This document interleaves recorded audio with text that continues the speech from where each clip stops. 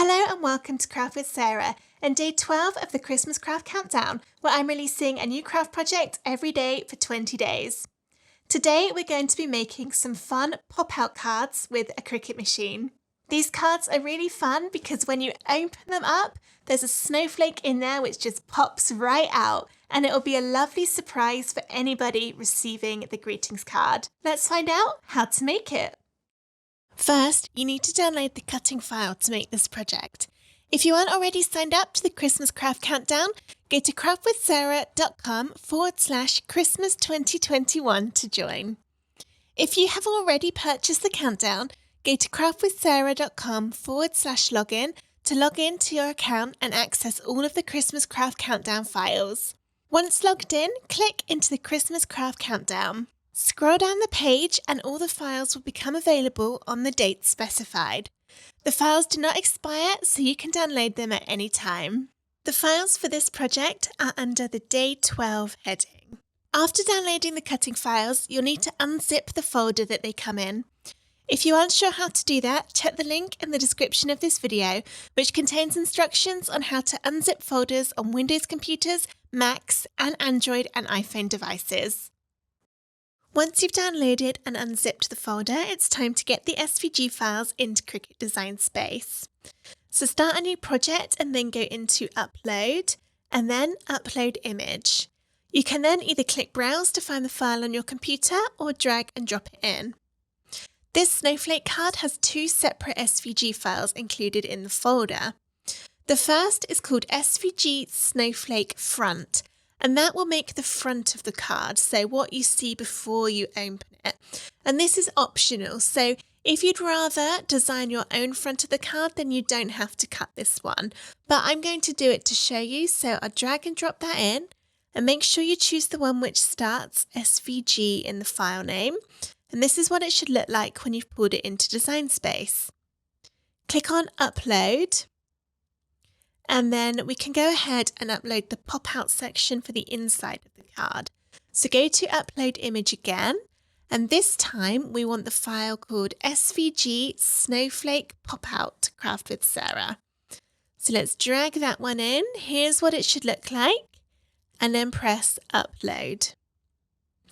Now we can choose both of those files by clicking on them under our recent uploads, and then press Add to Canvas.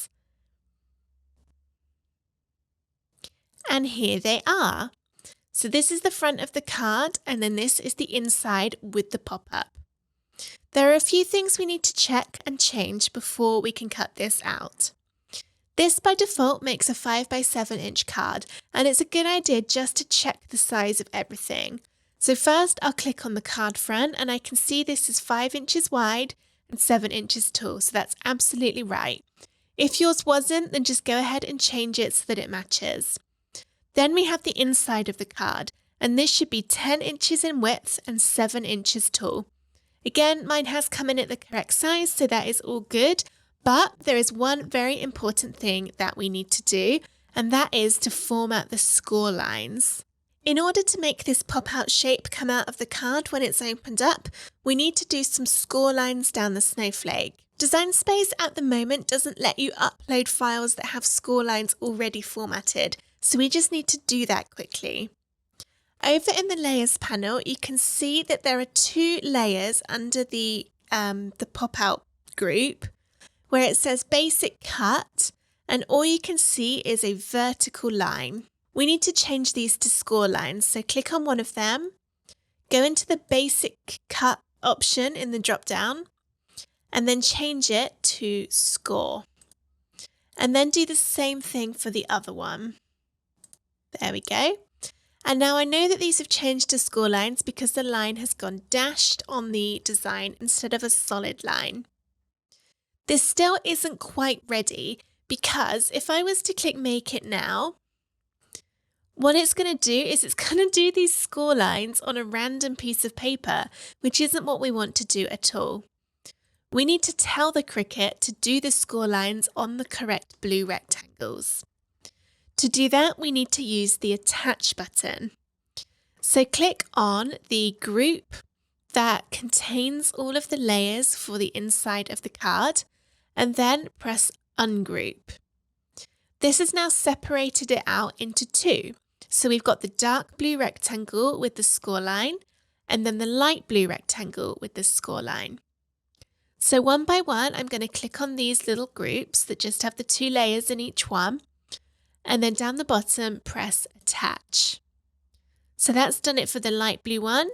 Now I can click on that dark blue one, press attach, and it's moved it to the front. So, I mean, you could cut it out just like that, but if you'd rather show the other one on top just to make sure you're happy with everything, go to Arrange, Center Back, and now you can see the light blue one again. And now this is ready to cut. And what I'm going to do with the card front is the very bottom layer of the blue you can see here, this sort of lighter one. This is a different blue to the light blue on the inside so that you can cut it from a different colour if you want to. I'm probably going to try and find some snowflake patterned paper to cut out that very back layer of the front of the card. So we'll see if I've got any in my stash. But for now, I'm going to go ahead and cut everything out. One tip is when you're doing the inside of the card with the pop out, you don't want to use card that's very thick because it'll be hard to fold and it won't pop out right. So a thinner weight card will work much better for the pop out effect. And that's just for the light blue section. The dark blue one can be as thick as you want it to be. Here are all my pieces cut out, so this card is ready to stick together. I'm going to do the front of the card last, so I'll move that over to one side. And this is the main card and then the pop out for the middle. I cut my pop out from scrapbook paper, so it's quite thin, which is going to pop out really nicely. First, I've got my base card, which has been scored on the outside by the Cricut machine. And so I can simply fold it in half along that score line. And then push it down nice and firmly. And then that's perfectly folded in half. For the pop out bit, we need to fold down the score lines again. We need to be a little bit careful because the way you fold this will impact on how it looks when it pops out. So where you've got the little breaks in the top and the bottom of the snowflake, for the little part that's still connected to the base card, you want to valley fold them, which means to turn the sides upwards to make the V shape. So it's quite tricky to do because you don't want to fold the snowflake itself, just the bit on the card. So the bit on the edge of the rectangle, and do that on the top and the bottom. And then for the snowflake, we're going to do the opposite way round. We're going to make a mountain fold, which means we're going to make a upwards triangle shape with the fold down the score line that goes down the middle of the snowflake. So it's going to gently get that so that it's bending. And you'll find that the edges of the card sort of come up as you're doing this, but that's okay. And this is one of the reasons why a thinner card or paper for the middle is helpful, because it just means it's that little bit easier to fold.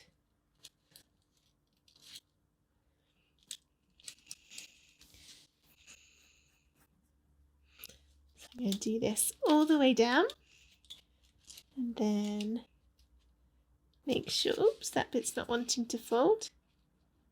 Come on. I'm being quite gentle with it as I go. But there we go. That's now got that fold on it. So you can see it's going the opposite direction to the sides that we did. And then we have the four little score lines. And then we have the four little score lines down the edge of the snowflake. And these were all going to fold into valley folds. So fold them upwards like this to make that V shape on either side of the score line. And be very gentle when you're doing it. You don't want to make any bends in the paper where there isn't supposed to be any. You're just gently going down that, and you can see this is already popping out really nicely. But just to make sure it's going to work even more, just fold it over and you get the cutout shape of the snowflake. and then just push down on all of those fold lines to make sure they are really, really firm. And then, moment of truth. Ta-da! Snowflake is popping out. So it's a really, really nice way to add a pop-out effect to the card. And it will also fold flat again if you need it to. Just tuck those little bits out. There we go. So it's ready to go inside the card now. Just gonna poke that through the hole when I didn't mean to. So every time your card is open and closed, the snowflake will just pop straight out. To stick this inside my base card, I use my trusty double-sided tape runner, but you could use glue as well if you preferred that. And then go along these edges, being careful not to get any tape over the snowflake cutouts in the corners, and also don't put any over any of the snowflake, otherwise it won't be able to pop out because it will be stuck to the back of the card. I'm also not putting any tape super close to the middle, again just to help with that pop out effect. There we go, and then I think just a little bit more down each of those sides, and then possibly just down there, because we need that base section, the rectangle, to be really well stuck in so that the pop out effect is the most obvious. Okay. So now we can stick this in. And I always find this is the trickiest part because we need to get it all perfectly lined up.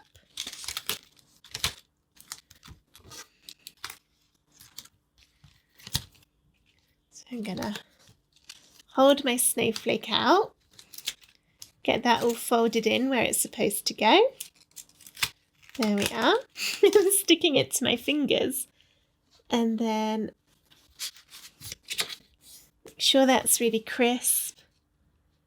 And then you're putting in those edges of the inside card, so this top bit and then this bit, against your fold line inside. And then there'll be a little gap of blue all the way around the edge, like that. So that's one side. And then you can just close the card to stick it to the other side. Now I've stuck mine in, I can see I haven't actually done it very straight. So I'm going to hack it to make it look straight. And this is my top card making secret, which is if you've stuck something on and it's not straight, you can make it look straight with the aid of peel-off stickers. And these are just kind of shiny stickers that come on a sheet, and they're long strips, decorative strips. And I'm going to use these to trick the eye into thinking I've stuck this straighter than I actually have. So to do that, let's start with this edge. So this is closer. The blue, dark blue here is thinner than it is on this side. So I'm going to put my peel-off sticker on the light blue card on that side. And then as it goes down, I'm going to move it so that it's on the dark blue by the time it gets to the bottom. And then that makes the amount of dark blue you can see all the same all the way along. So to the eye now, at a quick glance, that looks much straighter than it actually is. So I'm do that along all of these edges. Okay, so my bottom and top actually are pretty straight, so they're kind of okay. I can put this on sort of straight. I'm not sure how the peel-off sticker will cope with being opened and shut on the card, so I'm going to cut it just before it gets to the score line and then add another piece on the other side. So this one I'll start just the other side of that fold, and then I'm placing it so that my blue, dark blue, looks nice and even. Okay. And then the same up this side. So that actually does look pretty even. I think it was, how can I stick something so that it's only wonky on one side? I think that must be some sort of miracle. I'm lining up two pieces here, so it'll go all the way to the edge.